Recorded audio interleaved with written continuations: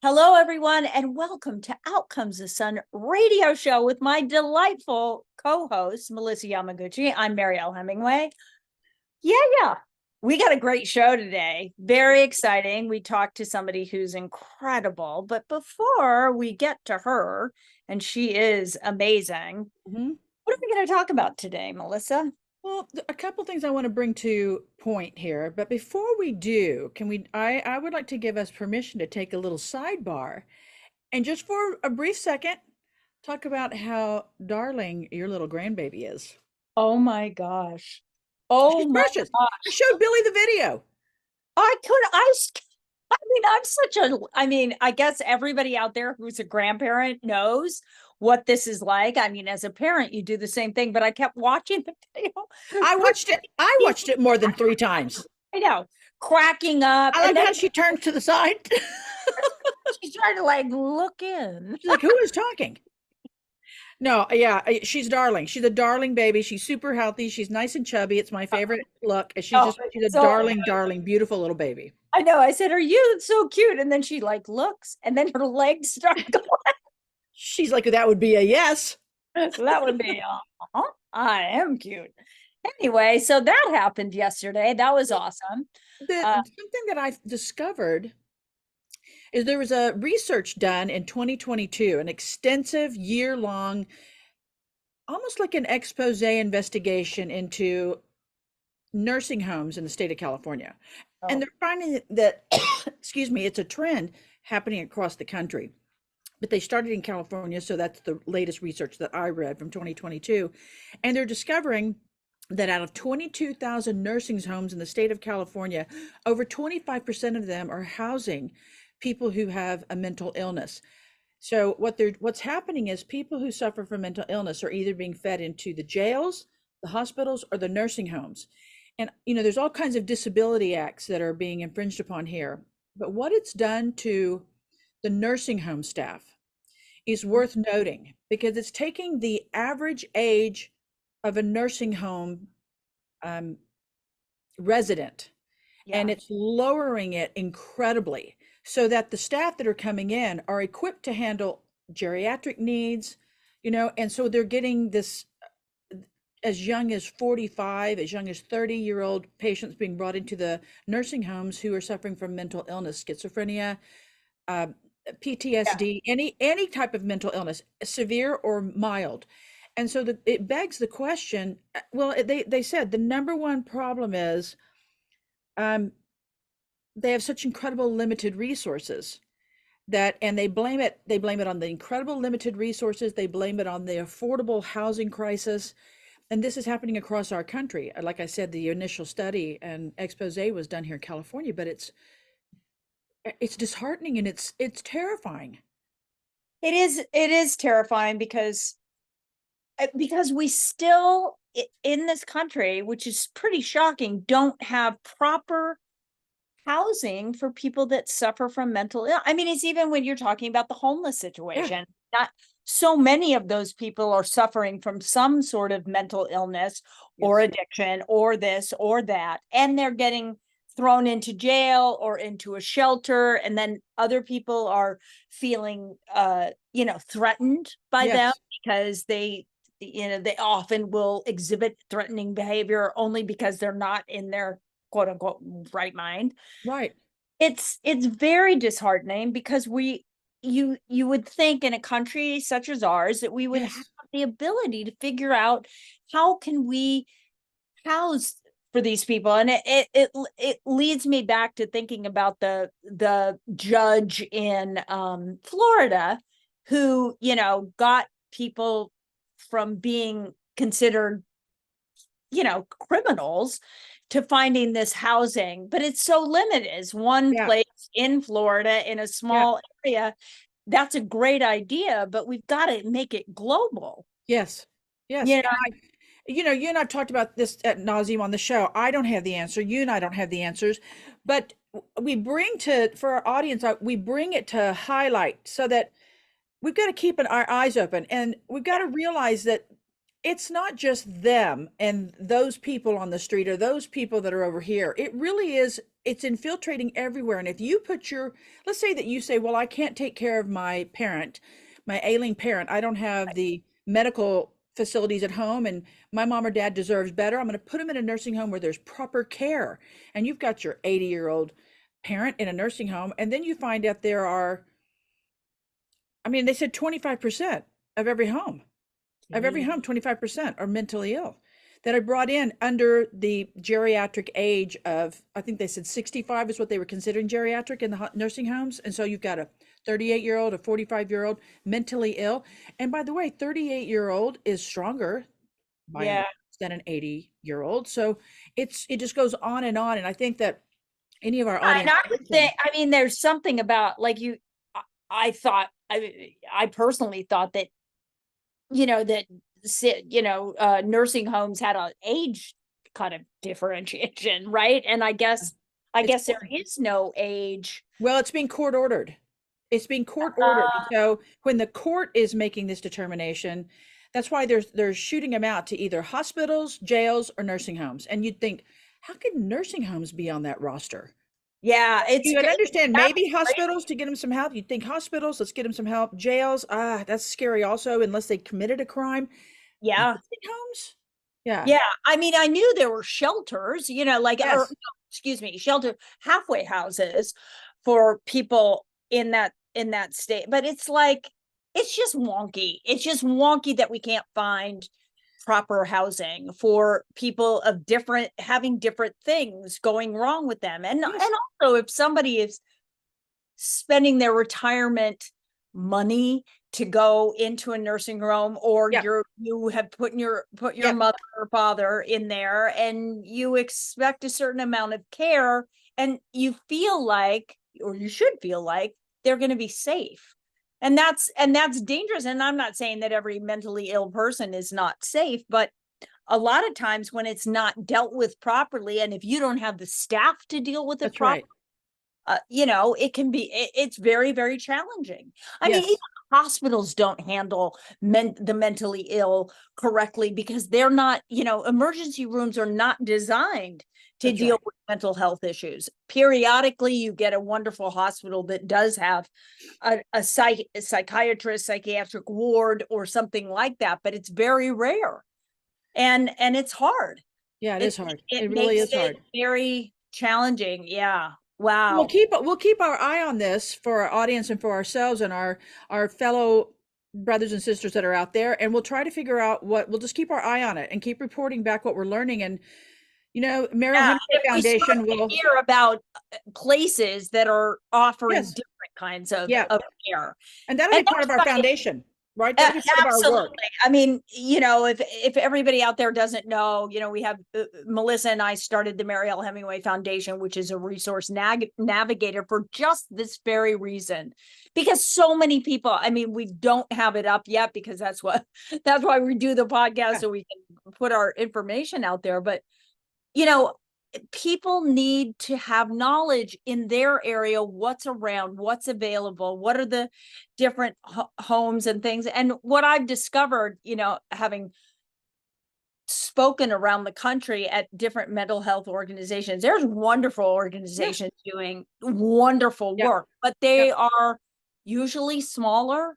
Yes. And they're only serving a small community or a small percentage of a community. So, I mean, the problem is huge.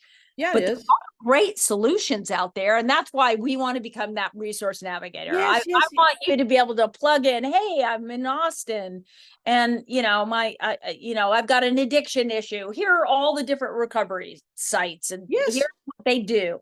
Here's a holistic, here's this, here's that, here's psychiatric.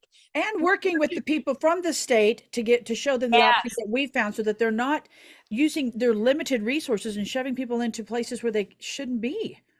And I want you to know, we determined our titles in the foundation, but I want you to know that I will never air the secrets, even though my title is Secret Airy. So stupid. Here, the blonde in me was like, huh? Oh my God. What did I hear? Oh, I got it. Okay. Yeah, it took it. I had a moment. I like Bobby's always like, you get the joke like 5 minutes later. Well, the whole lead in for us sharing this information is this constant need for us to care about every living thing. Yeah. Caring. It's the care, and that's It is. really it's the reason why, we were able to talk to the gal we have today, right? Oh my gosh. So the gal we have today, right now, stay where you are because she's extraordinary. Ashley Avis. I got it right. Yes. Yeah. Ashley Avis is a director of incredible films that you know, but she has also directed this amazing documentary that you all have to see. She's an extraordinary woman. So stay where you are because we're going to talk to her about what she's doing in the world. And it's pretty flippin' amazing.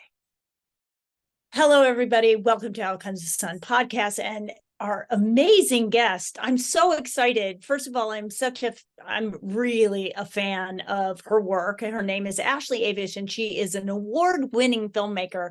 She's best known for writing and directing Disney's Black Beauty, starring Oscar winner Kate Winslet and Twilight's Mackenzie Foy.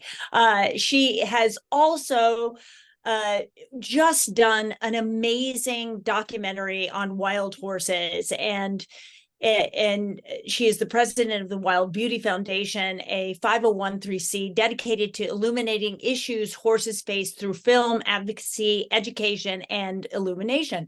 Her award-winning documentary, Wild Beauty, Mustang, Spirit of the West, was recently released and is now eligible for the Oscars of 2024. Super hoping that happens because it's seriously, I am such a huge fan. Oh, not to mention you did City of Angels, which is one of my favorite movies.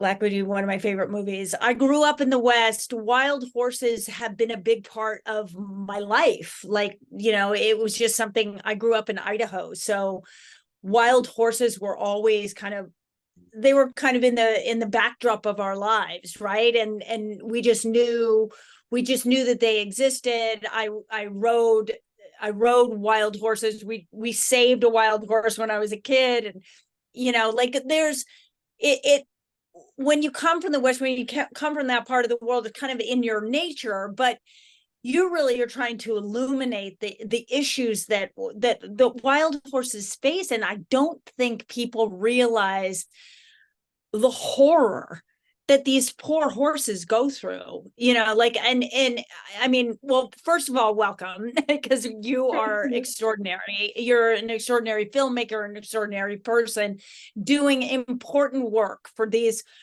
horses. It's for the environment. It's just I can't commend you enough for doing it. I'm going to tell you a quick story, and then you're going to talk the whole rest of the time. But Bobby, my significant other, and I drive across the country quite often. And whenever he sees horses in the distance, and usually they're way in the distance, we pull the car over and he goes and he runs with what he fancies him. He calls himself a sun runner, but then he's a wild horse runner. I don't know. He's a little crazy, but I mean, that's our passion for these animals because they are extraordinary. And I think that we forget, that these are wild animals. This is not something that you just take for granted. Anyway, thank you for what you do. And tell us a little bit tell us about your documentary and tell us about your foundation. Horses were a big part of my life growing up, and I was inspired by so many great equine themed novels like Black Beauty and Walter Farley's The Black Stallion when I was growing up, and so horses were a big part of my life. And it was really beautiful that in my adult life and my adult profession as a filmmaker, after a number of independent films and doing a lot of work for over a decade, I finally got the opportunity to take the next step, which ended up being Black Beauty. And it was in looking for a modern day parallel to why Anna Sewell wrote Black Beauty, the novel, which a lot of people don't know was an animal welfare plea for the horses of her time, the cab horses and the carriage horses. And so her publication of Black Beauty really helped to revolutionize our modern day understanding of animal empathy and animal intelligence, and that horses and animals can feel love and loss and heartbreak and joy and all of these emotions. And so in looking for that modern day parallel for our Black Beauty, I started looking into modern day issues horses were facing today, because I figured if we could do our jobs right and honor her, we would be doing something for horses now. And as a horse person in my youth, I had no idea that wild horses were being rounded up in our country, and that low flying helicopters were being used, and that they were being separated from their families. And these are highly intelligent, family driven animals that are being treated in such a cruel, antiquated manner. And so that pointed us to the documentary. We ended up filming real wild horses for authenticity in Black Beauty. And it was in going out to the spectacular wild and getting to see that. And then on the opposite side of that spectrum, we filmed real roundups, and we filmed our first roundup in 2019. And my heart broke in a way that I've never experienced watching that. And we rescued 2 horses from that roundup.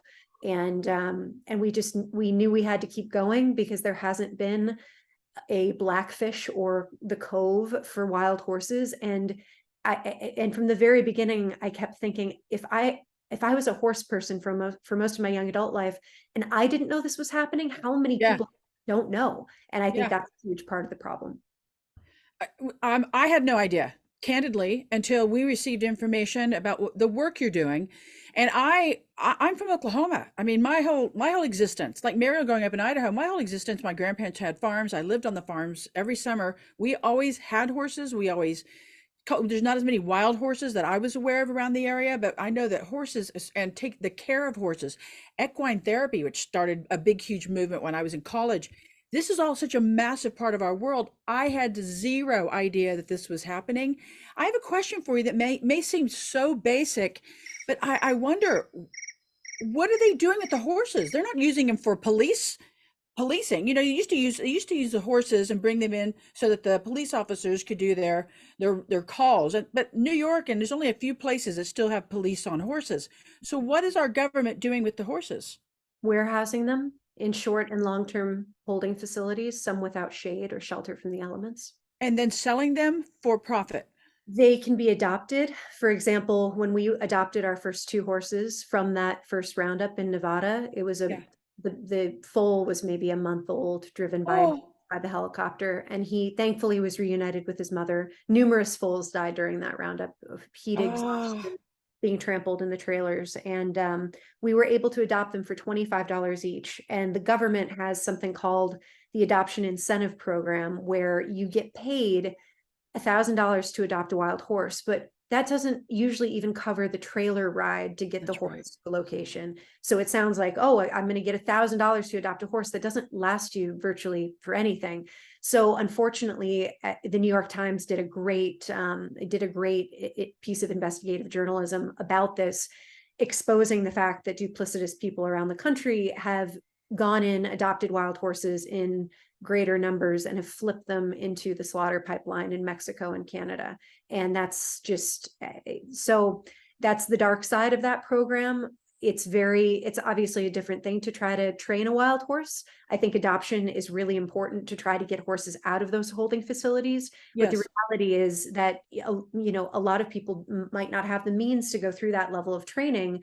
And the fact that the government is continuing to stockpile wild horses is just pretty abhorrent, especially when you see the conditions of those facilities, some of those facilities. It's gut wrenching. It's gut wrenching because we don't realize, I always think, I have a lot of my friends that will say to me, oh, Melissa, I'm not interested in politics. And I said, it's not about you picking a political party.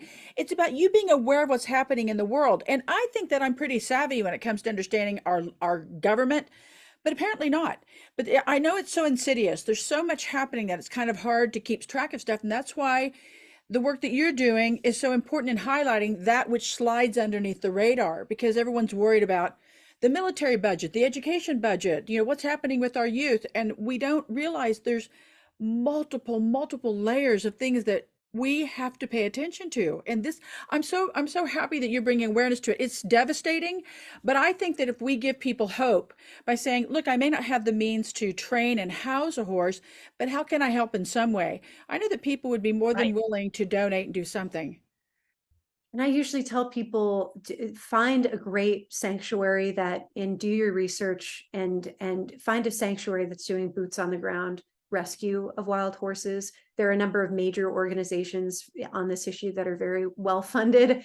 I encourage people to donate to the little guys that are actually out there going to the kill pens, going and rescuing horses, and then spending the time to gentle them or to try to get them adopted. And there are a lot of great organizations out there like that. So we need to get the horses out of those pens. And I also agree. I think there's so much going on in the world right now, but I do a lot of talks with children and young people because I think it's such an important part of this fight. And we can all pick a corner. We can all pick our little corner of the world to try to defend and to try to cast a spotlight on. And my little corner happens to be wild horses. But I think we need more awareness for our wild We world do. or we lose it. Well, if your corner is, Um, go ahead, Meryl. no, I was just going to ask a question before my internet dies again. Go ahead, go right ahead. Is this a stupid question? It probably is. I mean, can we just leave these wild horses alone? It's not like we're inundated. It's not like the deer population on the East Coast. It's not like there's thousands and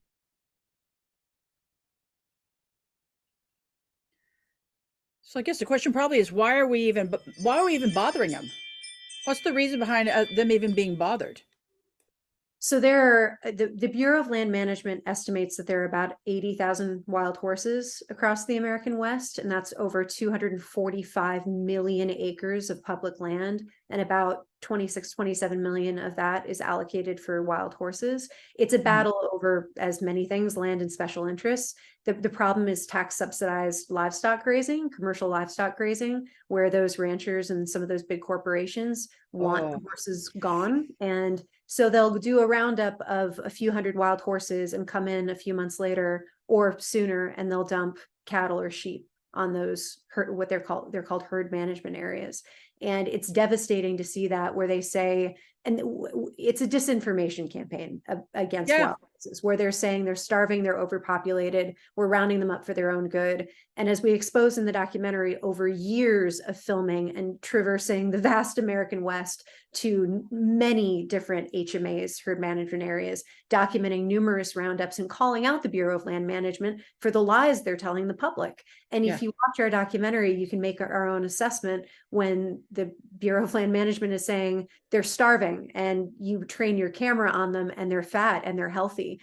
They're degrading the range. There's no grass to eat. No, the range is healthy, perhaps where the cattle have been let loose or the sheep have created a moonscape, but you go over the mountain and that's where the horses are, and it's lush and the grass is up, beyond your knees in places. So it's I think, to answer your question, the healthiness of populations ranges from different state to different HMA.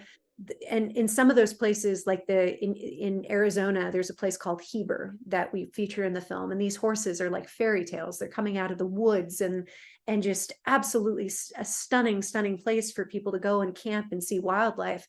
And there are still predators in that area that help naturally regulate the wild horse population in those areas.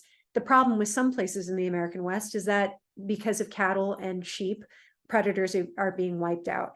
And that's the mountain lions and the coyotes, and mountain lions do prey on wild horses. And some people don't like hearing that, the horses are going to get killed by them. But my perspective has been circle of life, and that is nature. And so the ultimate goal with this issue is we need to restore native ecosystems, and that's a much larger battle, but that's where we need to go. Absolutely. Well, thank you for that, even though I left for a moment. That's okay. It was just enough. I was with you. I was like,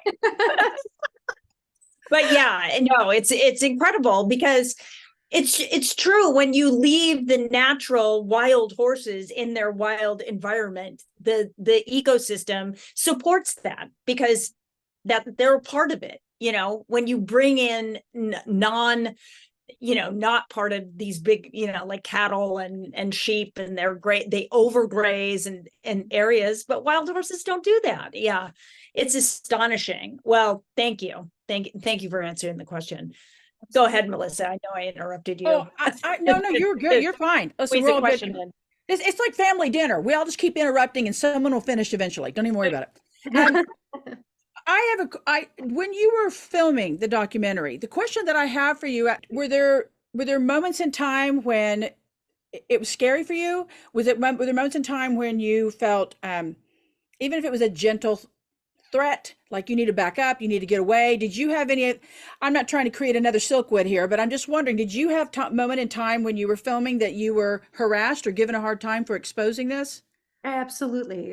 The biggest issues that we faced were from the Bureau of Land Management. And I don't want to make a blanket statement that everybody in the agency is a bad person. That's certainly not true. But a lot of the people that we encountered certainly were not happy that we were there filming, that we showed up with a lens the size of, you know, a human arm, and that we were actually able to, you know, to see, because they round up these horses and sometimes they're miles away and they run them for, you know, for long periods of time in the sun.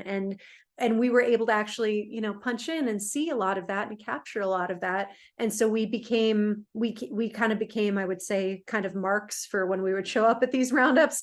Sure. We're definitely spread over the years. And there, you know, I was cussed out at by one of the helicopter contractors from the back of his horse. I really wish we actually had that on camera. I mean, there's this weird kind of disconnect. I've been calling it, it's almost like there's an empathy cog missing with some of the individuals that we encountered who can look at a roundup and watch it and think that that's humane. And there's nothing wrong with stampeding horses with a helicopter flying at eye level, and with foals getting trampled and horses breaking their legs and backs, and saying, you know, that's, you know, the amount of horses that get hurt or killed are so minimal. And I just don't understand not looking at animals without a sense of that empathy and looking at them as individuals. In terms of being, the only time I was truly frightened was when we went undercover in Texas.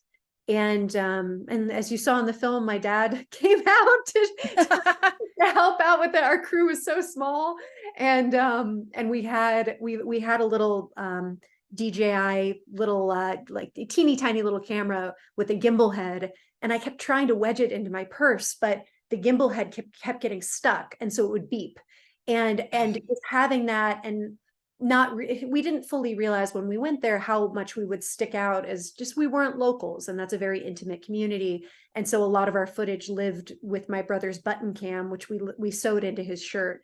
And was just undetectable. And he was so funny. He's such a brave young man, but he was, you know, trying to stand like this and rotating himself, and was That's hilarious. And I'm putting my hand on him saying, Rick, you've got to relax a little, because he was trying to get a good angle. I'm so proud of him, but I was so worried because it looked unnatural. But he did his job, and he, you know, we got the footage that we needed. And and there was one individual that did have a very specific veiled threat, and obviously I won't say his name, but was on the, you know, the opposing side.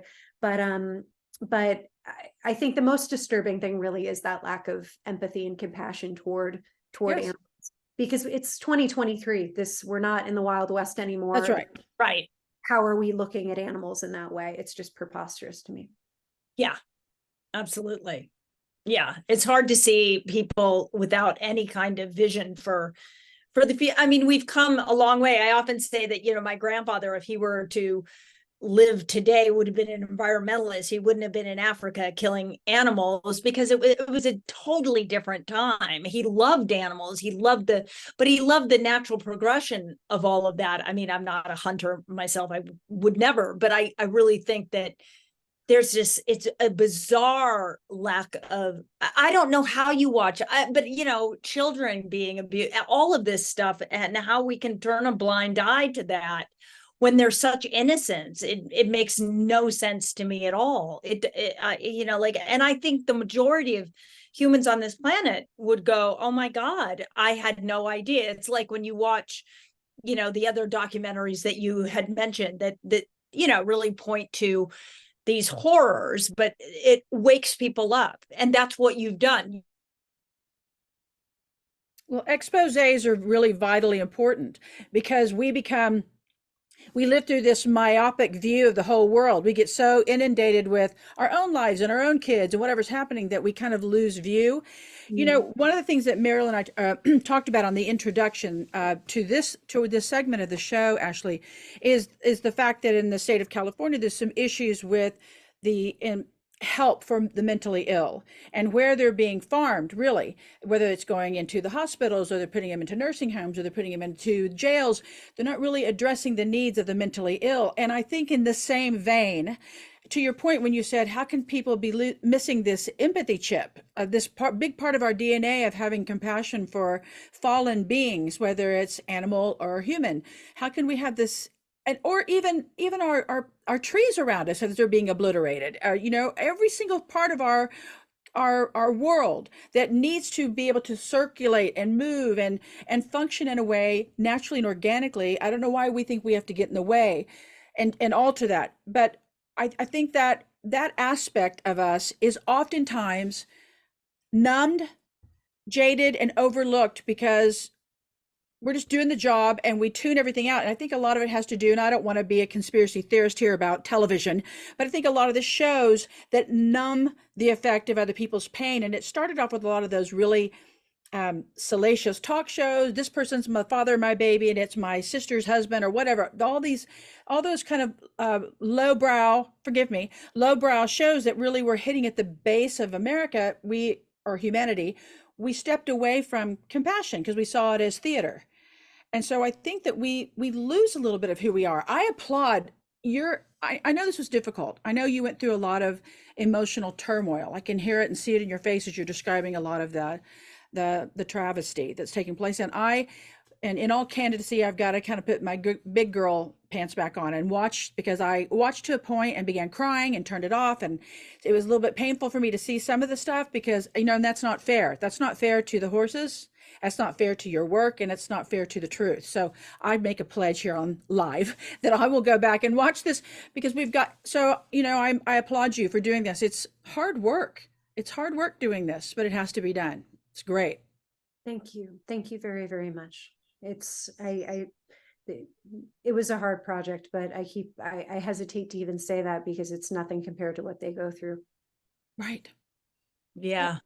No, I get it. Well, you can see it in your face. You can hear it in your voice that your ability to feel that compassion is beautiful. And it's what makes the film so moving and so impactful.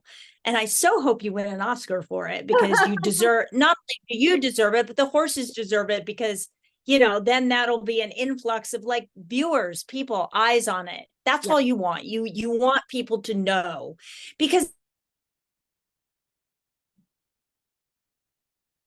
exposing the truth is probably most exposing the truth, but also educating kids. Yeah, like kids need to know what's going on, right? So that they can get passionate about, like, the horses, I don't know. It's very, very important. So good on you for doing that. We're so grateful that you would come on and talk about it with us. It really means the world to us. Thank you. I agree about the children. In 71, Velma Johnson, she was known as Wild Horse Annie, got thousands of kids around the country to write letters for wild horses. And that's what inspired the signing into law of the Wild and Free Roaming Horses and Burros Act, which we cite in the film, and that's being blatantly ignored now. But it was children. Kids were able to move this forward. And so with our work, we started this a few years ago, and we're going to do a much bigger push this fall. We're asking children to write letters to their lawmakers and I love that. Stand with wild horses. Yeah. Where can we find out about that? You get the kids behind it. Yeah. Absolutely. Tell us where we can look for you, where we can look for it. I'm going to get my great nephews to start writing. We got to get on this. Yeah. Absolutely. So we're launching that through the Wild Beauty Foundation, which is wildbeautyfoundation.org.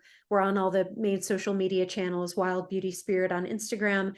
And we're going to be releasing a video in about 2 weeks, which is a little very simple how-to for kids, for camps, for troops, for church groups, for barns, any kid, I any love teen it. should, to have a little letter writing day and write letters on behalf of wild horses and send them in. And we were in Washington, D.C. a couple of months ago, and we canvassed Congress, and we went into a number of different offices. My husband and I we took the Senate, and we went into every single senator's office.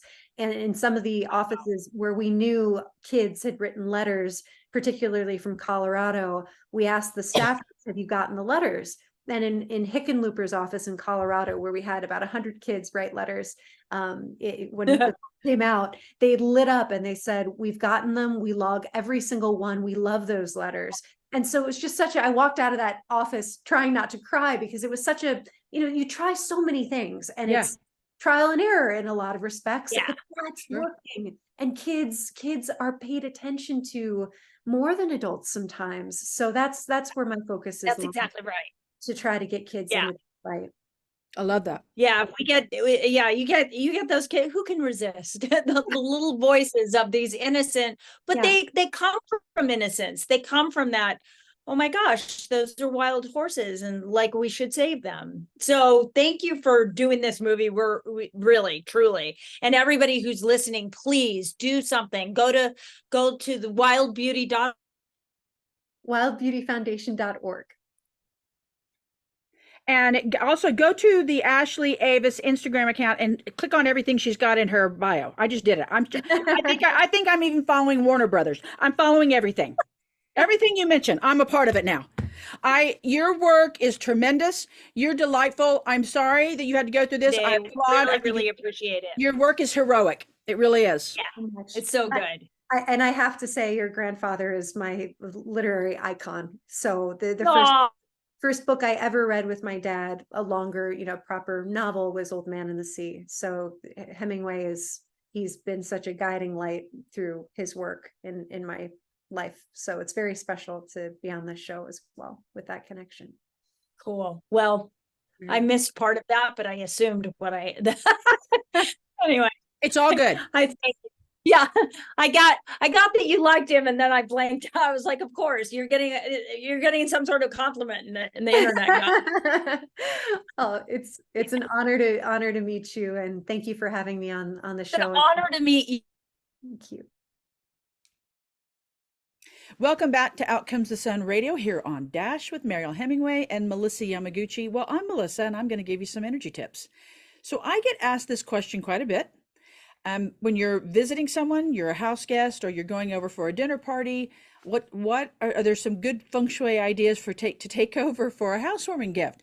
Believe it or not, there actually are.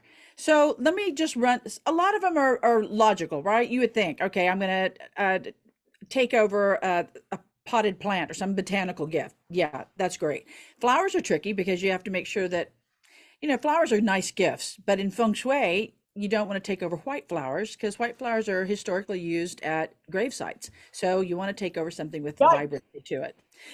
So in feng shui, I'm going to go through some of the basic ones, but then I'm going to leave the one that I always find the most intriguing for last. Scented candles are beautiful.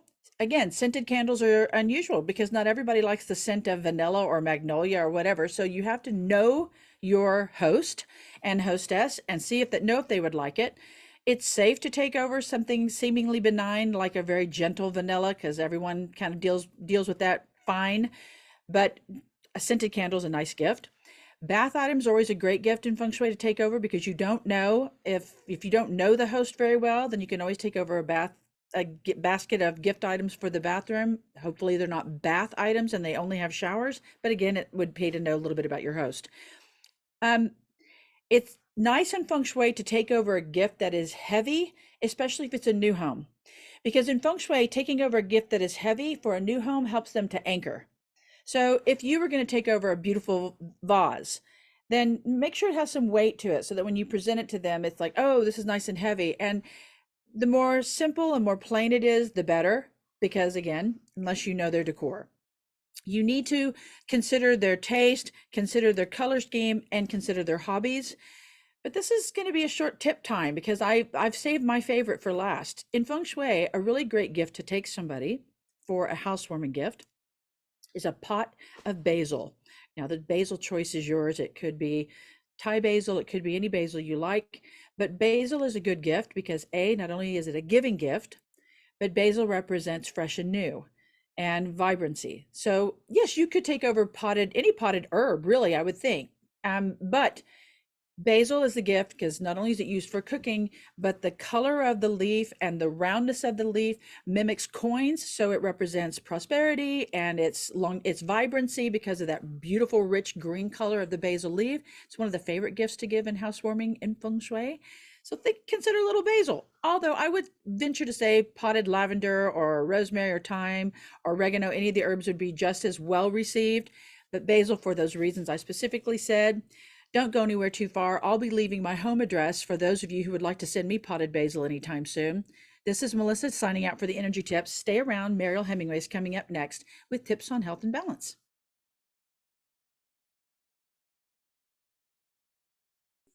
Thank you everyone for staying here. I'm going to talk about fall because I think we just hit I think it's today. I think it might be the autumn equinox today or tomorrow.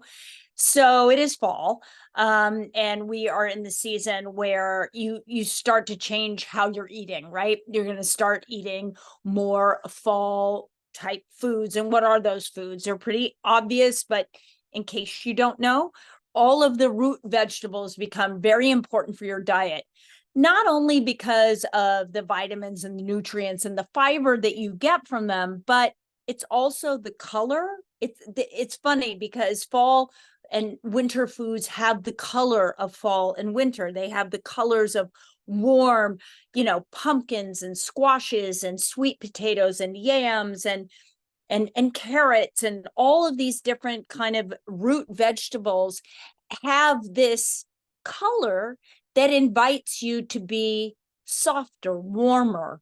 The food is it feels a little bit heavier, but they're actually not high in calories. It's a warming food, and you want to warm yourself because the seasons are changing. And this is a time when a lot of people will get sick during the fall. In the spring, but also during the fall, you've had summer and you're running around, you're eating, very watery types of foods, lettuces and fruits that have a lot of water and melons and all that kind of stuff. And as we move into fall, it really invites you to put a sweater on, and to eat foods that are warming and that really do calm the nervous system down. And I'm just a big believer in I think there's some science behind this, but I'm a big believer in eating colorful foods and foods that match the season. I wrote a book years ago called Mariel's Kitchen. It was really about eating seasonally. And there's something fun about doing that, because if you're the person that has to make dinner for your family, every single day, at least when you're in a different season, you get to look at the kinds of foods that are seasonal. So really think about that when you go into the grocery store, because there's a reason why things are in season, and your body actually really appreciates it. We are such animals, our base instinct is to be more animalistic, and we like the things that are seasonal. It's what we're drawn to. We live in a world where you can get blueberries in the middle of winter, from Chile, but is that as good for you as eating what is in season in your environment? Now, I'm in California a lot, so you get a lot of stuff that is growing year round. And that's okay, because it does grow year round, and it is a part of that, that whole ecosystem. But just remember that eating seasonally really is good for your health. It's good for your mind, and the colors, they lighten you up. They fill your spirit with a sense of calm, and it's also moves you into that season without resistance. when you start changing the habits that you have had all summer long, which maybe if you're like me, I love summer, so I hold on to it as long as I can. But then when you embrace the habits of the new season, it makes that seasonal change much easier. And you often don't get sick when you're like, oh, okay, it's fall, I'm going to eat more, grounded root vegetables, bringing color into my life. Remember, it gets cooler at night, throw a sweater on, just be aware of this environment, because we are such a part of it. So when you remember that the food you eat, the water you're drinking, warm teas and things, you just want to change those habits. It's not icy drinks anymore. It's different. I know. Sorry, Melissa. You and me both. You and I love a big glass of ice. It ain't good. You know what? Ice loves me. They say, like, it's so bad. It's bad for your kidneys, like your kidney. And I'm like, but I just love it. I know. My son chastises me all the time. He's like, that's not good for your digestive system. Those are great tips. And it's true. I look forward to all those foods. I don't like having watermelon in January. It unnerves me. I know. Bobby's always about and I'm like, why would you buy a watermelon in February? Yeah. It just feels weird. It is. And he has all kinds of strange reasons for it. I mean, you don't eat pumpkin pie on Valentine's Day. What are you doing down here? Yeah, that's true. Exactly. Well, there you go. Those are my tips for the day. We had an amazing conversation with Ashley. Thank you again, Ashley. Please go see her movie. I loved it. It broke my heart and opened my heart wide open. And I think it will open your heart wide open. Remember that we often do this for the Mariel Hemingway Foundation.org. If you're interested in giving us a little donation or just looking at the site, which is not complete. We have not done anything in that regard, but we're raising money so that we can become a resource navigator. Like I said at the beginning of our radio show, just want you to know that. And, we're loving being on Dash. We're loving being a part of this new channel called Expansion. Was that like a sneak?